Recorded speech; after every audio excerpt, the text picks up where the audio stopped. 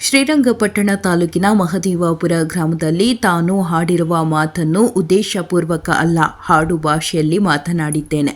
ನನ್ನ ಮಾತುಗಳಿಗೆ ಈಗಾಗಲೇ ವಿಶಾಲ ವ್ಯಕ್ತಪಡಿಸಿದ್ದು, ಇದನ್ನು ಬೆಳೆಸುವುದು ಬೇಡ ಎಂದು ಸೆಕ್ಕೆ ಮಧ್ಯೆ ಹಾಗೂ ಶ್ರೀರಂಗಪಟ್ಟಣ ವಿಧಾನಸಭಾ ಕ್ಷೇತ್ರದ ಶಾಸಕ ರಮೇಶ್ ಬಾಬು ಬಂಡಿಸಿದ್ದೆ ಗೌಡರವರು ಸ್ಪಷ್ಟನೆ ನೀಡಿದ್ದಾರೆ.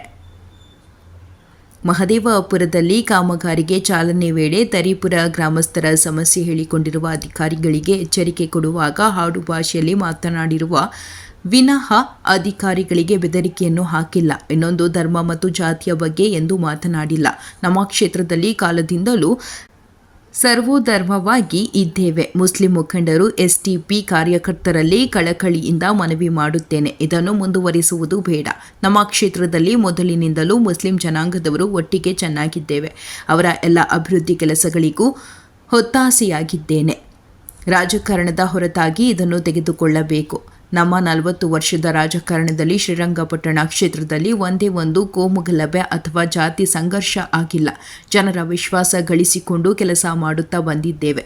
ಸಂವಿಧಾನಬದ್ಧವಾಗಿ ನಮ್ಮ ಕೆಲಸ ಮುಂದುವರಿಯಲಿದೆ. ಯಾರಿಗೂ ನೋವುಂಟು ಮಾಡುವುದು ನಮ್ಮ ಉದ್ದೇಶ ಅಲ್ಲ ಎಂದು ಮಾಧ್ಯಮದಲ್ಲಿ ಹೇಳಿಕೆ ನೀಡಿದ್ದಾರೆ. ವರದಿ ಟಿಎಸ್ ಶಶಿಕಾಂತ್, ಪ್ರಜಾಪವರ್ ಟಿವಿ, ಮೈಸೂರು. ಜನಾಂಗದ ಎಲ್ಲರೂ ಅವರೇ, ಹುಡುಗರು, ಒಕ್ಕಲಿಗರು, ಅಲ್ಲಿ ಸುತ್ತಮುತ್ತ ಇರ್ತಕ್ಕಂಥವ್ರು, ಇನ್ಕ್ಲೂಡಿಂಗ್ ಸಾಬ್ರಿಂದನೂ ಅಲ್ಲಿ ವ್ಯವಸಾಯ ಮಾಡಿರ್ತಕ್ಕಂಥದ್ದು ನಾವು ನೋಡಿದ್ವಿ.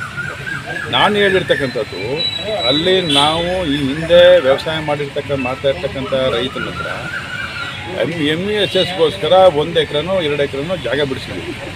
ಮಿಕ್ಕಂಥ ಇದರಲ್ಲಿ ಜಾಗದಲ್ಲಿ ಒಂದಷ್ಟು ಜನ ಅಲ್ಲಿ ಸ್ಥಳೀಯವಾಗಿರ್ತಕ್ಕಂಥ ರೈತರು ಅದನ್ನು ವ್ಯವಸಾಯ ಮಾಡ್ತಿದ್ದಾರೆ. ಏನು ಮುಸ್ಲಿಂ ಬಾಂಧವರು ಏನು ವ್ಯವಸಾಯ ಮಾಡ್ತಿದ್ದಾರೆ, ಏನು ಅವರ ಜಮೀನುಗಳಿದೆ, ಅವರು ನಾವು ನಿಜವಾಗ್ಲೂ ನಾವು ಅಲ್ಲಿರ್ತಕ್ಕಂಥ ಮುಸ್ಲಿಂ ಬಾಂಧವರಿಗೆ ನಾನು ಫಾರಂ 53ಲಿ ಹಿಂದೆ ನಮ್ಮ ತಾಯಿಯವರಿದ್ದಾಗಲೂ ಮಂಜೂರಾತಿ ಮಾಡಿಕೊಟ್ಟಿದ್ದೀವಿ. ಯಾರು ಅರ್ಹರಿದ್ದಾರೆ ಅವ್ರಿಗೆಲ್ಲ ನಾವು ಮಂಜೂರಾತಿ ಮಾಡಿಕೊಟ್ಟಿರ್ತಕ್ಕಂಥ ಘಟನೆಗಳು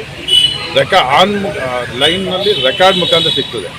ಈಗ ಅಲ್ಲಿ ಏನಾಗಿದೆ, ಪ್ರಭಾವಿ ಮುಸ್ಲಿಂ ಮುಖಂಡರುಗಳು, ಅವ್ರು ಯಾರು ಹೇಳೋದು ಬೇಡ, ಪ್ರಭಾವಿ ಮುಸ್ಲಿಂ ಮುಖಂಡರುಗಳು ಏನು ಮಾಡ್ತಾ ಇದ್ದಾರೆ ಅಂತ ಹೇಳಿದ್ರೆ, ಅಲ್ಲಿರ್ತಕ್ಕಂಥ ಫಾರಂ 53ಲಿ ಅರ್ಜಿ ಹಾಕಿರ್ತಕ್ಕಂಥದ್ದು, ಫಾರಂ 57ರಲ್ಲಿ ಅರ್ಜಿ ಹಾಕಿರ್ತಕ್ಕಂಥದ್ದು, ಅವೆಲ್ಲವನ್ನು ಮರುಪೋಡಿಗಳು ಮಾಡಿಸಿ ಮರು ಅದನ್ನು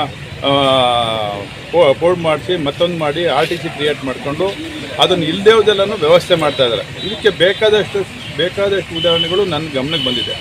ನಾನು ಯಾವುದೇ ಕಾರಣಕ್ಕೆ ಮುಸ್ಲಿಂ ಬಾಂಧವರು ನನ್ನ ಜೊತೆ ತುಂಬ ಚೆನ್ನಾಗಿದ್ದಾರೆ, ಆತ್ಮೀಯರಾಗಿದ್ದಾರೆ. ನಾನು ಒಂದು ಮಾತಾಡ್ತಕ್ಕಂಥ ಸಂದರ್ಭದಲ್ಲಿ ಯಾವುದೇ ಜಾತಿ ಉದ್ದೇಶ ಇರೋದು ಮಾತಾಡ್ತಕ್ಕಂಥದ್ದಲ್ಲ. ನೀವು ಅದರಿಂದ ನೋವಾಗಿದ್ದರೆ ನಾನು ವಿಷಾದ ವ್ಯಕ್ತಪಡಿಸ್ತೀನಿ.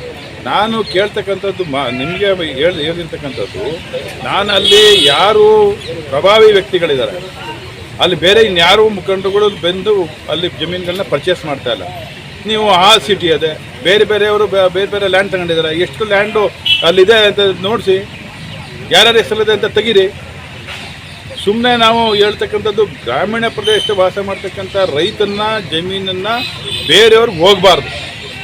ಯಾವನು ಹಕ್ಕಿದಾನೆ ಅವನಿಗಾಗಬೇಕು ಅನ್ನೋದು ನನ್ನೊಂದು ತೀರ್ಮಾನ, ನನ್ನ ಒಂದು ಆತ್ಮಸಾಕ್ಷಿ ಮಾತಿದೆ. ಇದಾದ್ರಲ್ಲಿ ಯಾವುದಕ್ಕೆ ನೀವು ವೈರಲ್ ಮಾಡಿ ಏನು ಹಂಗಾರೆ ಮಾತಾಡೋದು, ಸಹಜವಾಗಿ ಮಾತಾಡೋದು ತಪ್ಪ.